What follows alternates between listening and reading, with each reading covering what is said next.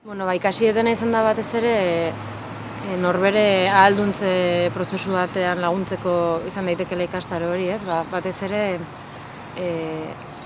norberak daukalako bere egiltza edo bere hautua hizkuntza aukeratzerako garaian norbera delako erabakia, ez? Eta horrek eragiten dulako inguruan asko edo eragin dezakelako euskeraz egiteko aukera gehiago izatea. Ondorio nagusena batean hona izan zen, elkarrizketa elebidunak posible dira mantendu, batez ere badagolako jende asko nahiz eta euskeraz ez hitz egin ulertzen duena, eta orduan nahiz eta aurrean daukazuna ez ausartu euskeraz hitz egitera, zuk euskeraz egiten badiozu posible du elkarrizketa jarraitu. Batzutan agian klabeak sartu behar, hitz klabeak edo, eta erderaz hitzen bat esan, zaila baldin bada euskeraz edo, baina elkarrizketa sinpleak mantentzeko posible da euskeraz hitz egin eta aurrean dagona nahiz eta erderazin ulertzea.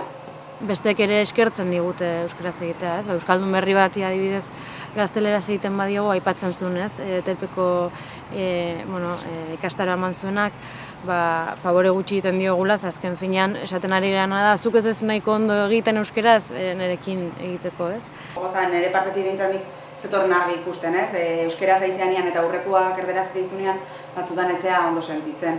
Baina bestiak ulertu baldin badu eta gustora baldin badago, zu ere gustora sentitu hartzera. Nire kasuan telefono dei asko egin behar izaten ditu lanean, eta batzutan gazteleraz hartzen baizut telefonoa kosta egiten da, edo kosta egite zaigu, errespetu falta izango delakoan edo euskeraz egitea, baina badaudela alternatibak, ez? Esateko dizu, nik nahiago nuke euskeraz egin, zuk egiazu lasai erderaz, baina ulertzen didazun bitartean ez dago arazorik, ez? Eta batez ere irriparrearena eta ez dugula zertan erasotu behar eta ez dugula erasotuak sentitu beharrik ere gazteleraz egiten digutena, ez askotan errespetuarena, ez? Berriro ere aipatzen dut. Pentsatzen dugu besteak gazteleraz egiten badigu eta guk euskerari uzten badigu errespetu falta bat izaten ari garela bestearekiko.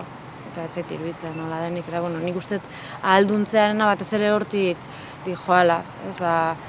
Besteekiko errespetua izateagatik azkenan gure buruari diogula errespeturik gutxien.